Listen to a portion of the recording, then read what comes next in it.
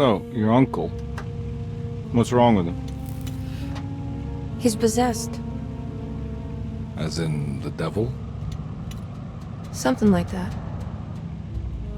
He says a dark man is following him, watching him at all times. What do you make of it? It's nonsense, of course, but I'd be lying if I said it didn't bother me. You see, it runs in my family. Possession? No, detective. Deteriorating melancholy. Practically every member of the Hartwood family is driven mad before they grow old.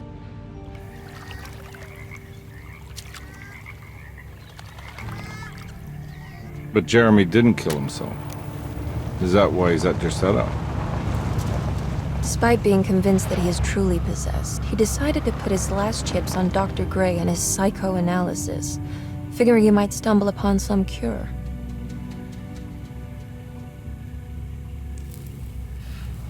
You mentioned the letter. I received a disturbing letter from Jeremy accusing the staff and all the other patients of being involved in some cult. And now they are also out to get him. Could it be real? Or is it all just in his head? It's a story he tells himself, Mr. Carnby. Anything to avoid the truth. Which is? That we're all terribly insignificant. That people mean so very little to one another.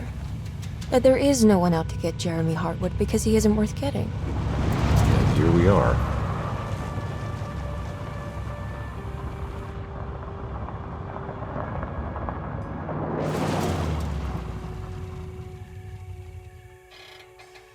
My uncle's not well, Mr. Carnby.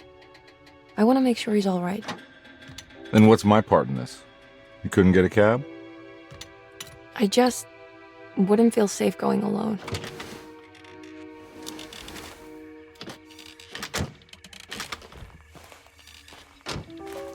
Did you bring a gun? Yeah. You think it'll actually come to that? No. But you might need to wave it around depending on how agreeable the staff will be. What exactly are we gonna do when we find Jeremy? I don't know. Let's just find him first.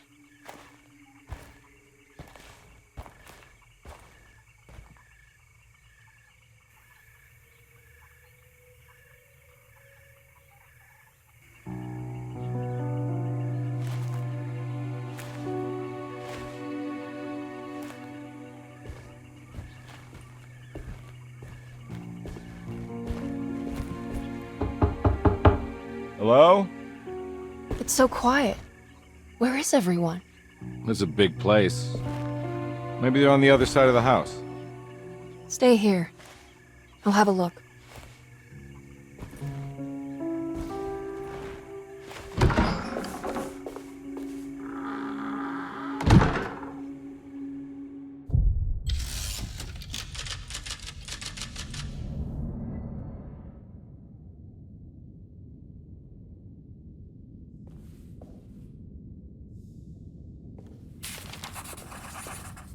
Surprised by her own reckless decision, Emily found herself breaking into Derceto.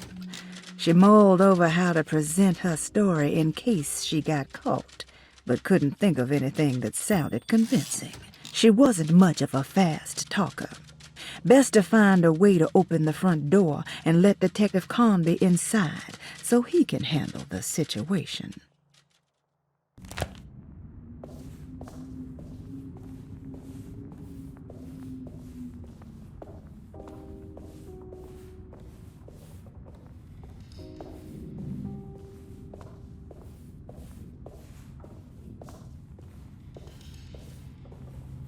What's this?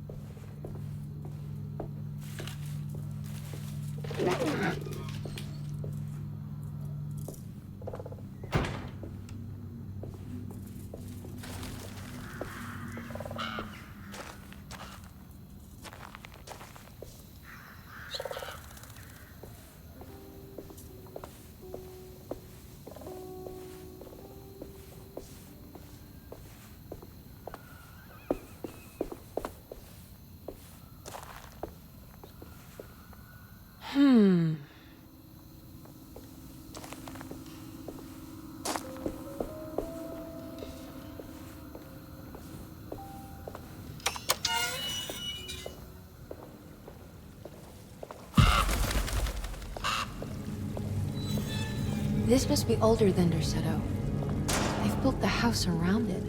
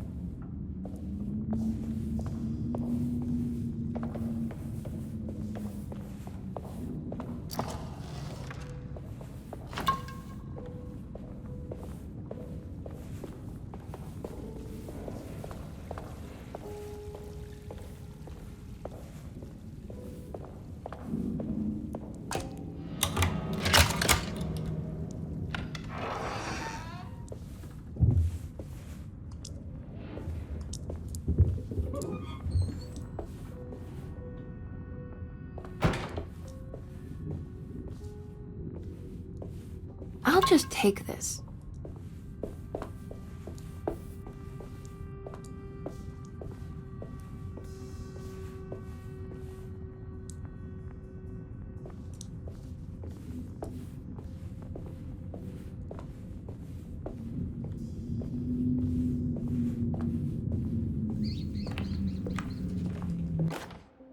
Every day your silence weighs a little heavier. It's been a difficult year for everyone, and many have lost all hope. I read in the papers about people suffering. Pictures of dust-covered landscapes without a drop of water. I wish I knew if you were still tending the earth or if you had turned your back against us. I have started to look for help elsewhere. I pray you will tell me if I am going down a path that you find disagreeable. With help from Baptiste and Charlotte, I found comfort in the practice of the voodoo. I have long been skeptical of that Caribbean cult, but it's been of good use to me. It seems all harmless in my book. I say some words dreamt up by the Creoles, and I carry around a small pocket of gree-gree. Nothing of this is mentioned in the Bible, of course, but the French Quarter priestess tells me it's all connected. She says the Christian God is just one more perspective on the creator of things. That's what I like to think, but the other way around, that the spirits of her faith are just aspects of you, our Heavenly Father. I am so grateful for the words you gave Mr. Hartwood. We will sing your praises at St. John's Eve. The world will be blessed soon again. Only the sacrifices of the Old Testament compare to your demands. Let it be the truth.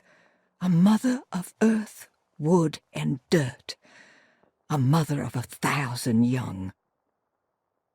Sacred sand, $1. Black cat oil, $1.50. Devil shoestrings, $0.25. That makes $2.75, madame. What was that you were telling the doctor? A goat without horns. What does that mean? You must have misheard me, madame. I said no such thing. Please, I know I don't look like any of you, but I'm devout. I'm ready to do what it takes. Do not be so eager to sacrifice the few things you have left, madam. Now please, leave my store. A goat without horns.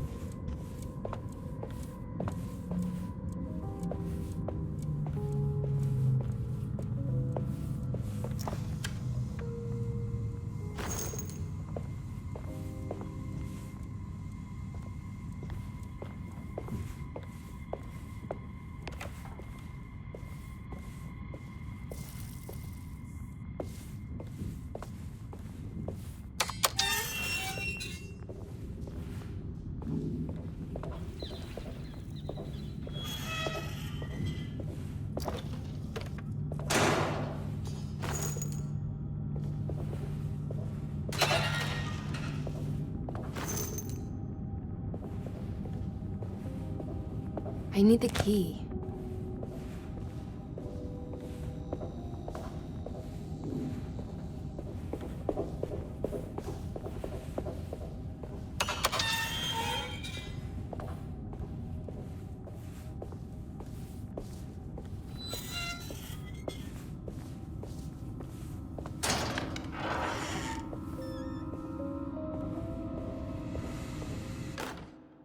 Please do not touch the boiler. It is working after all. While the sabotage has caused a leak, only the decorative plate has been completely ruined. Let's wait for Mr. Chance to turn up and he can take a look at the leak. Mr.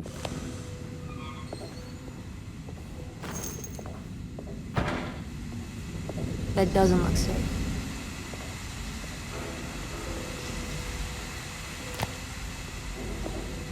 Huh.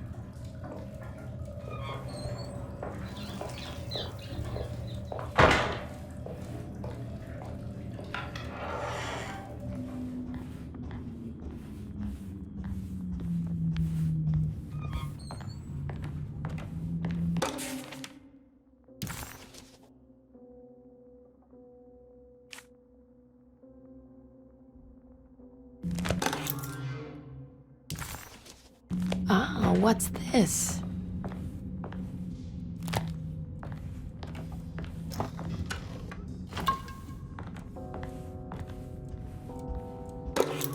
Sunday, June 22nd. I spent all day looking for Jeremy. I should have cared for the others, but I'm scared that he will do something irreversible. Cassandra is upset that I didn't give her the latest shipment of pain medication that Waits brought from the post office yesterday. I would have given it to her, but the company didn't send a new key this time around, so the box is just sitting there on my desk. They must have figured we had plenty of their gimmicky keys by now. I only remember seeing one lately.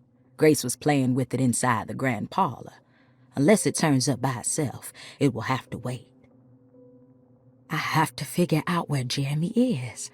I think Jack knew something. That dog of his found a strange rot permeating the house. She's showing us, he said. Like those blots and streaks of fetid rot was talking to him.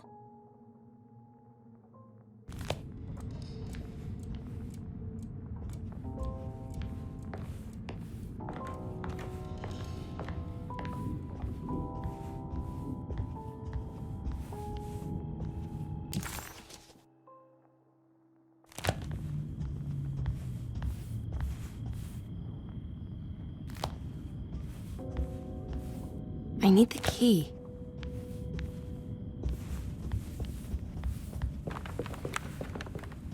It's wet shut.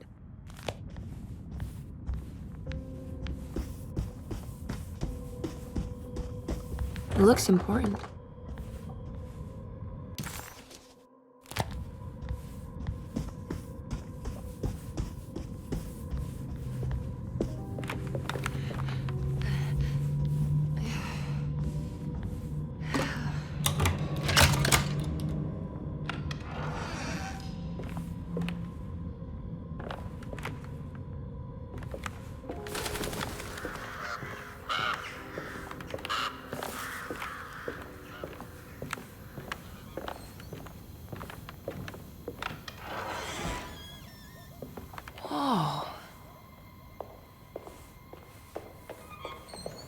I need the key.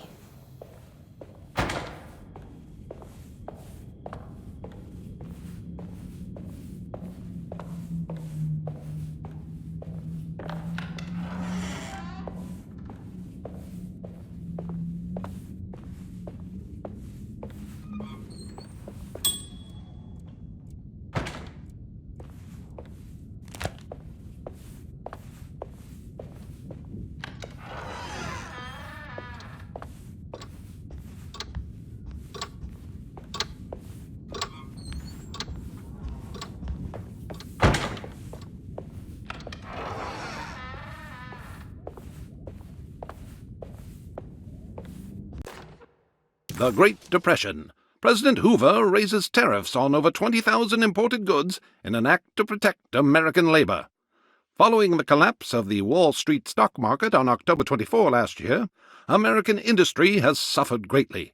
Thousands of companies have gone bankrupt and left a large part of the American workforce unemployed. In an attempt to turn the tide, the Smoot-Hawley Tariff Act has been signed by President Herbert Hoover. By regulating commerce with foreign countries, the government hopes to encourage the industries of the United States to compete with cheap foreign imports. Superstition on rise. New Orleans voodoo stores and spiritual mediums see increased profit during troubled times. While the market has faced hard times ever since Black Thursday of last year, voodoo doctors and snake charmers see significant rise in number of customers. With the coming Eve of St. John on the 23rd, the police expect increased cult activity around Bayou St. John, the southern shore of Lake Pontchartrain. Voodoo rituals in that area on the Eve of St. John have a long tradition reaching back to the first snake worshippers brought as slaves from West Africa. During the 19th century, its practice was popularized by the legendary Marie Laveau and has since been embraced by many of the Creoles and the surviving aristocracy of the French Quarter. Author seeks asylum. Rumors regarding author Cassandra Beauregard making Derceto her home verified. Derceto Hospital is an old plantation building on the eastern shores of Lake Pontchartrain. While often considered an asylum for the insane, residing Dr. Elmore Lee Gray prefers to think of it as a convalescent home, a place where you can go to rest. The patient list is kept secret, but thought to include many of the black sheep of wealthy families, because at Derceto, treatment does not come for free. Local author Cassandra Beauregard has now been confirmed by her own admission. She's been lauded as a powerful Creole voice and written many successful books. Lately it was reported from Hollywood that she has finished a moving picture manuscript titled Slaughter Gulch. That film is set to hit the theaters next year.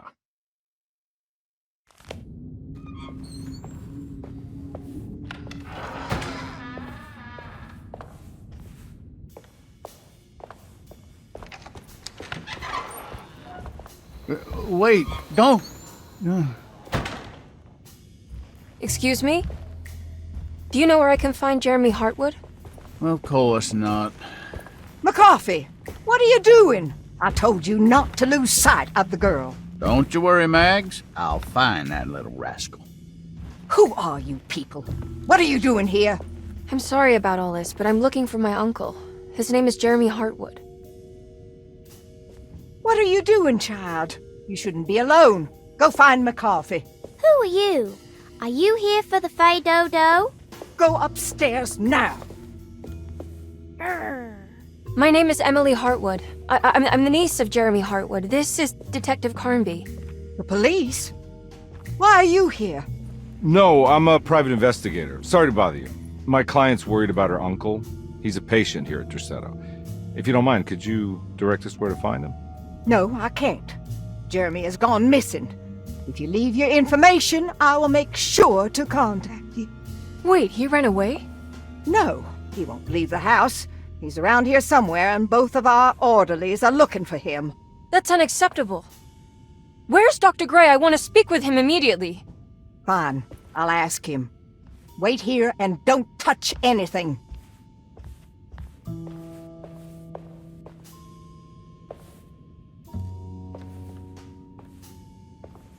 Do you want to see Jeremy's room?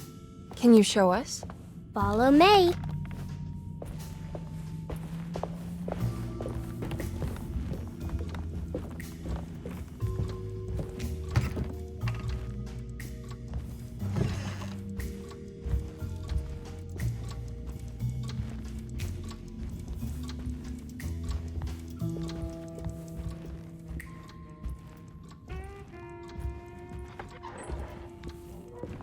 Thank you.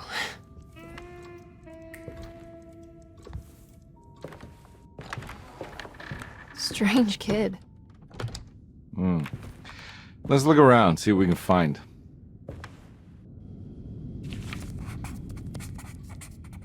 Jeremy had gone missing. The housekeeper said the staff at Derceto was looking for him, but Emily wanted answers and demanded to speak to Dr. Gray, the man in charge. While waiting, a young girl offered to show Emily and Detective Comby inside Jeremy's room. The perfect opportunity to look for clues regarding Jeremy's disappearance.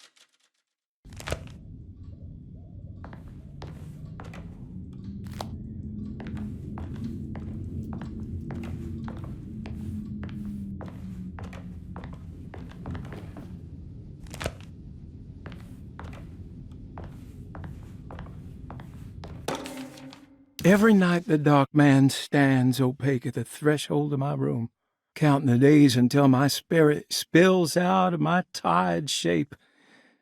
Only his pallid mask shelters my remaining sanity. Staring directly into the face of that demonic sultan would surely sunder time itself. Would he have looked the same to my father as he struggled for his life? Does his veiled face haunt my niece quite the same way?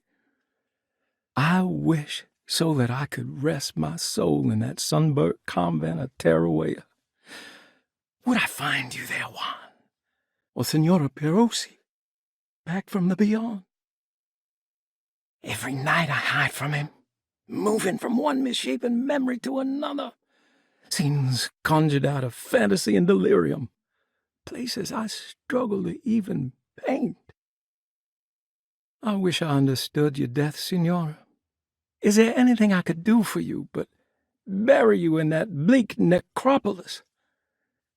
That triumphant chapel rising above the ledges and the oven vaults shall be your sepulchre, where you may rest, and I shall weep. How did you first come to understand such things, Signora? How did you know that the battered boiler in the basement would lead me to Lafayette Cemetery?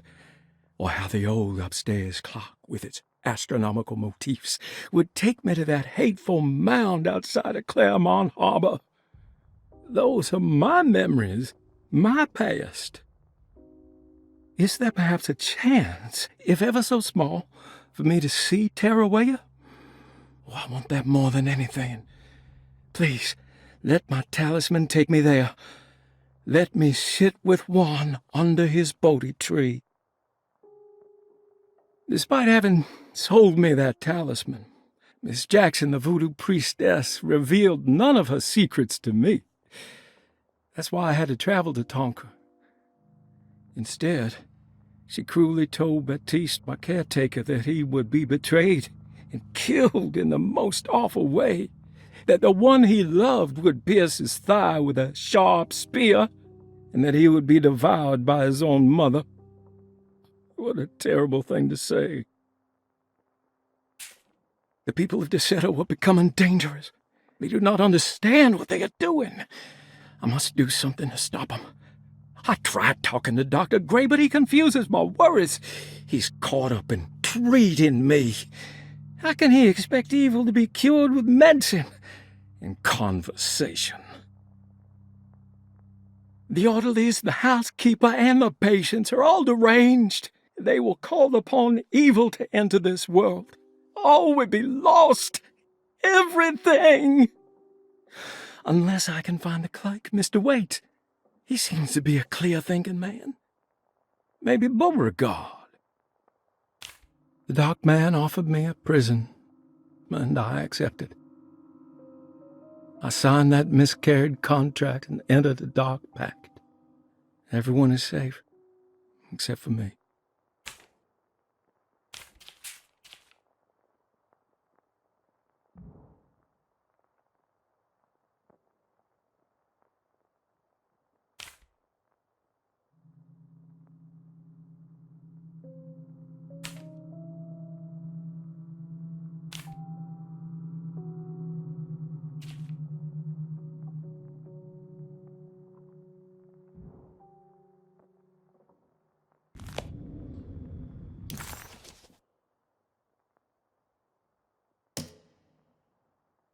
When I Get Back, John Marcus, 1918.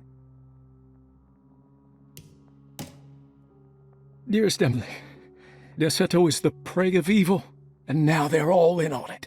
The staff and all the patients are nothing more than a mindless cult set to awaken the bayou. I see now that it was wrong of me to try to survive the madness of the Dark Man. You will also learn that soon enough. Every hour that passes where I deny him his right to my sanity makes it worse for the people I care about. He perfectly staged his world in order to conduct my fall. And I have to fall, Emily. Stay away, my dearest niece. Stay as far away from Derceto as you can. Someday you may understand what I've done. May God forgive me. Farewell, Jeremy Hartwood.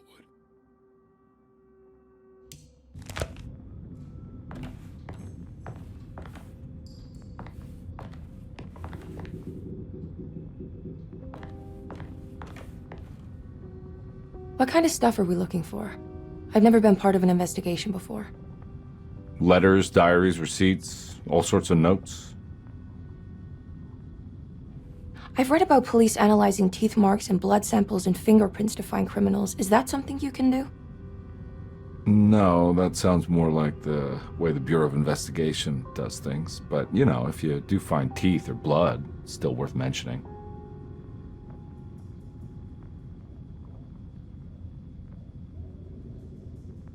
We should talk to Dr. Gray when we're done here. He's the one who runs the hospital. He must know something about what's happened. Yeah, I just want to get a feel of what we're dealing with here first. Of course.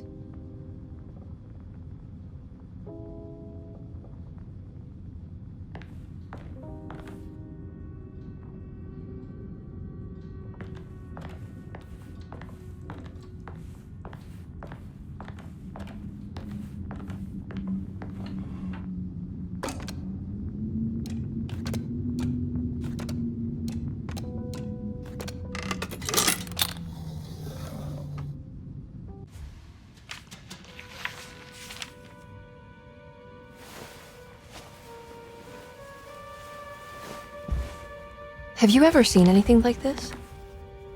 Looks like a talisman. You mean like this one?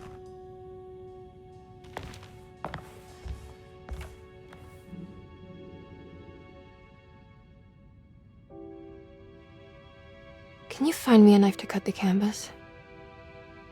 I want to take this with me. You want to take the painting? Sure, I'll find one.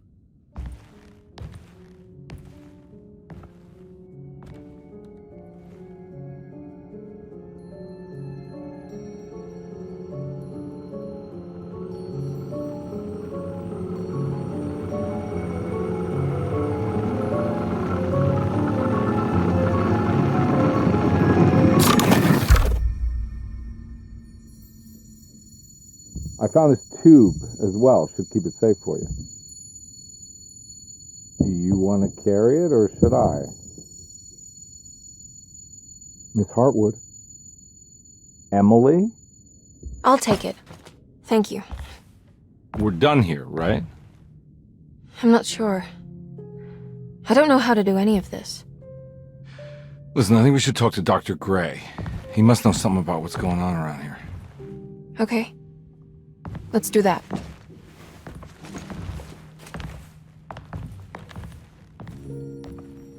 Come on, I don't want to be here all night.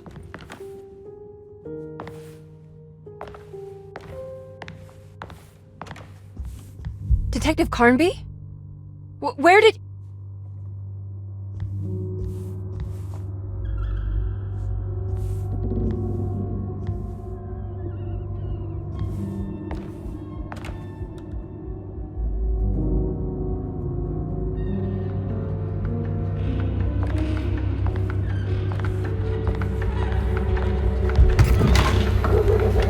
What on earth is happening?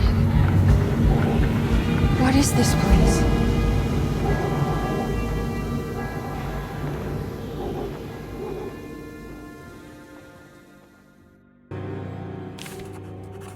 Emily had never seen the French Quarter quite like this, dark and alien. The only possible refuge she could see from Jeremy's balcony was a bit of light coming from a corner store.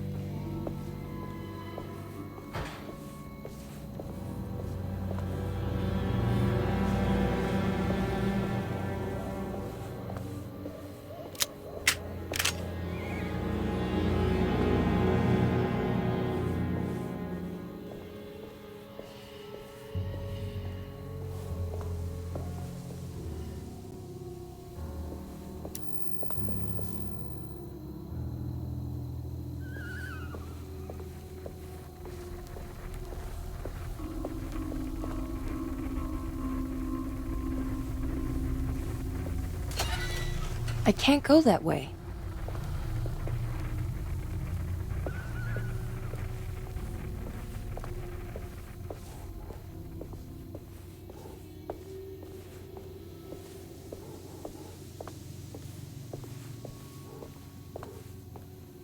This can't be.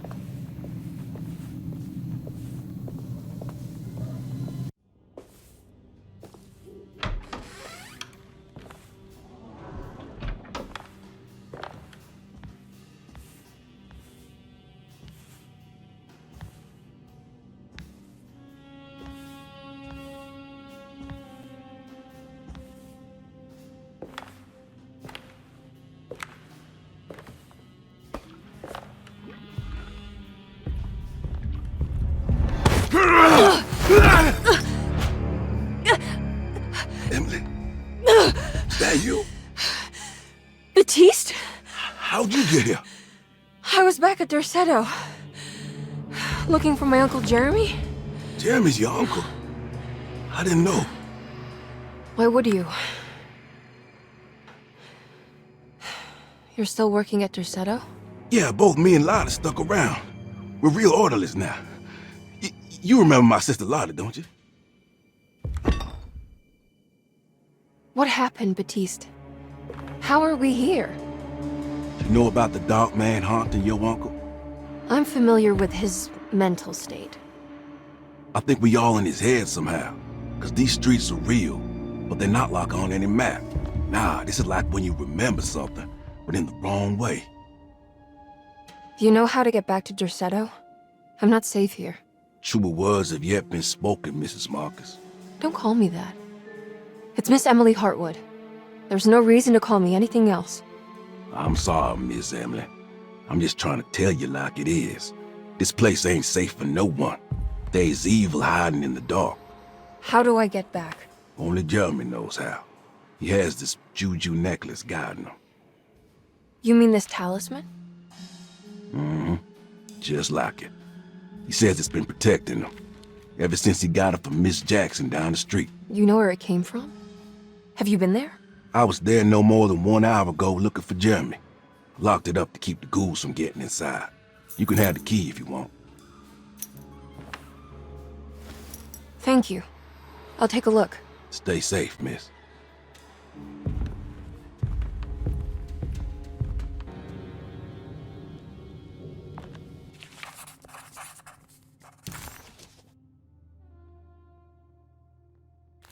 Emily couldn't understand where she was, but it felt like a waking dream. Baptiste, who she vaguely remembered from her past, claimed to work as an orderly at Derceto. He was also looking for Jeremy, and seemed to imply that he was chasing him through Jeremy's own mind. Maybe this wasn't Emily's dream, but Jeremy's, and she was trapped inside somehow. Baptiste suspected that Jeremy was in some control due to a talisman that he had been given by a Miss Jackson, a name Emily recalled to be one of the many voodoo witch doctors in the French Quarter. In hope to find a way back to Derceto, Emily set out to find Miss Jackson's place.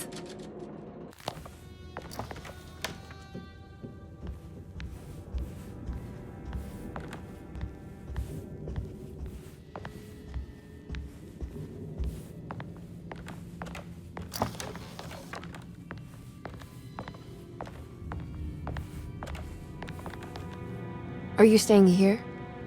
For a while. Want to see if Jeremy shows up.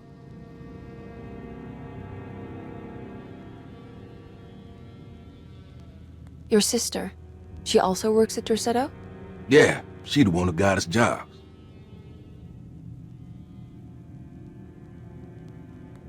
Be careful, okay? You said it, miss.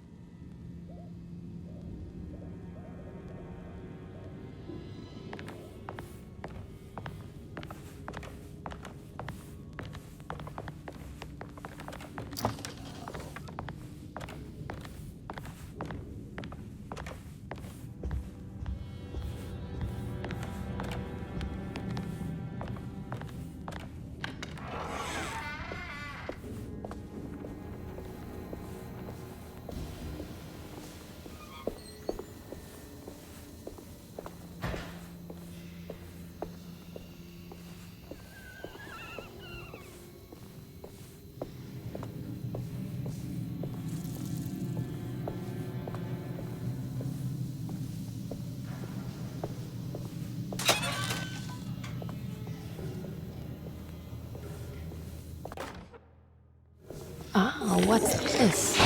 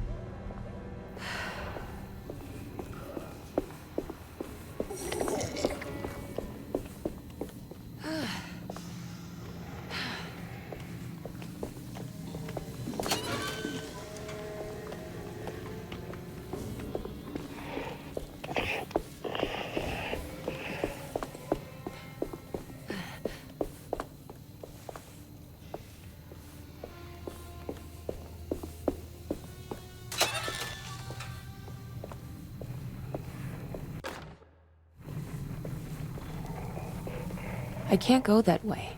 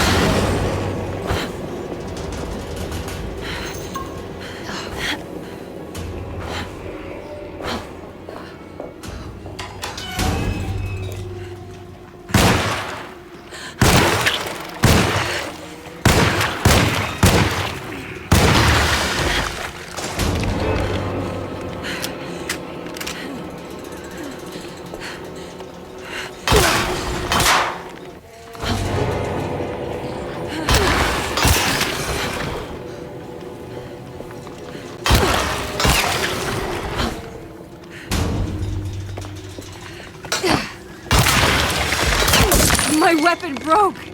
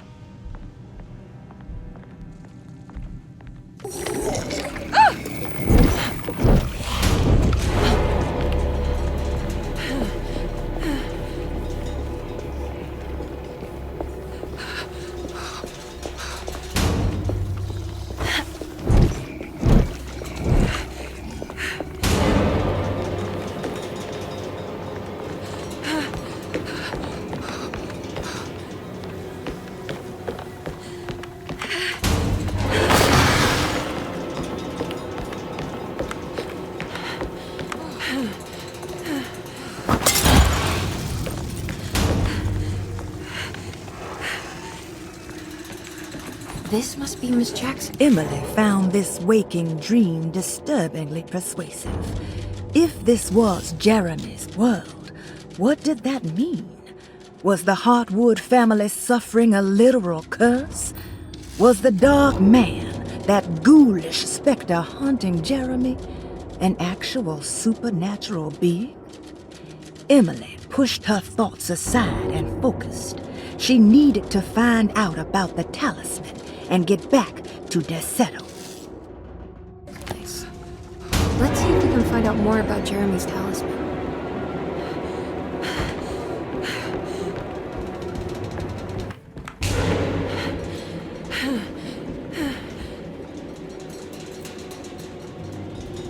It looks exactly like Jeremy's talisman.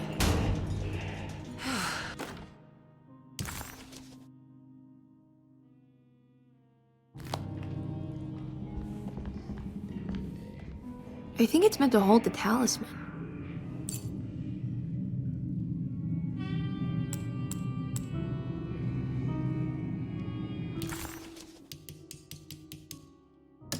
Talisman with black sunstone. An ancient navigational tool found inside a cheniere along the Bayou Tonk. The old grave was uncovered by oil riggers and said to have unleashed a vagabond devil that massacred its finders. 3 numbers are needed to span a bridge between the scapes of dream and memory, according to Stein. Not where I want to be, but it's a start. 3, 5, 8.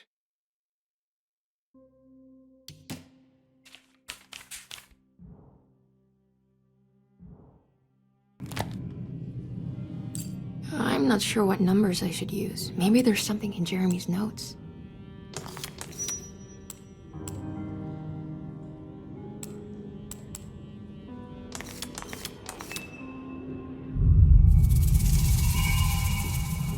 What's that picture in the glass? Where is that?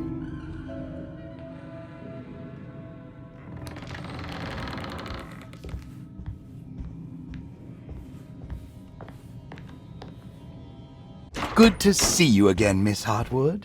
Mrs. Thompson told me you were here. She also alerted me that you brought a detective with you. I'm very curious to hear what this is all about. You don't remember me, do you, Miss Hartwood? We met at your family's house in the Garden District, when your uncle was about to be admitted under my care. No, I remember. Sorry. I'm not really feeling well. Oh. Well, in that case, have a seat. Let me make you a drink. I don't seem to have made much of an impression on you. On the other hand, I can vividly recall you and your parents. Because of our cheerful disposition, I'm sure. You are far too intelligent to think that. You come from a joyless family, Miss Hartwood. The only amusement I took from my visit was discovering that the young lady's drink was an old-fashioned. Very astute. Is that supposed to make you seem attentive or intelligent? Whatever you prefer. Are you ready to tell me why you are here, Miss Hartwood? And why you brought a detective? I received a letter from my uncle. He seemed certain that he was in danger here. If I find out you're treating him badly, I'll be taking him back with me to New Orleans. Really? Is he going to live with you in your tiny garçonniere? That would be a spectacular way to ratify your spinsterhood. Because you are well aware that your father would never let him back in his house. No, I have it. Maybe you can bring him back up north. You've been wanting to move back for quite a few years, haven't you? You always preferred your mother's side of the family. Jeremy is free to leave with you. I won't object. However, there is one problem, as you might have learned. He is, in fact, missing. Do you know where he could have gone? No, I'm afraid I don't. I have my staff looking for him. I'm sure he will show up eventually, especially if he learns that you are here. He is quite fond of you. What can you tell me about his condition? I never heard a proper diagnosis. What is your medical opinion of him? Well, let me think. He is an anxious man, depressed, even. He suffers from a perceived lack of order in his inner and outer life. He constantly complains about events not presenting themselves according to their divine nature. And the Dark Man? Hard to tell if it was ever anything specific. Jeremy uses the Dark Man as a psychological scapegoat to avoid facing the truth that he is in any way at fault. You don't think there can be any truth to the Dark Man's supernatural existence? Why would you ask that? Can we ever be sure? If the Dark Man is some sort of evil presence that is in possession of Jeremy? Well, I assure you, any evidence that you experience supporting that claim is purely delusional.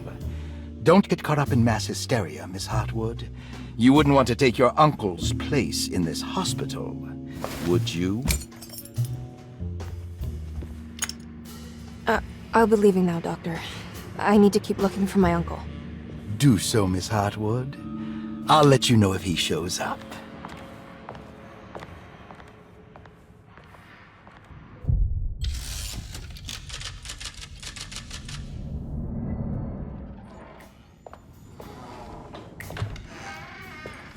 Detective Carnby! God, I'm glad to see you. I was afraid you had left.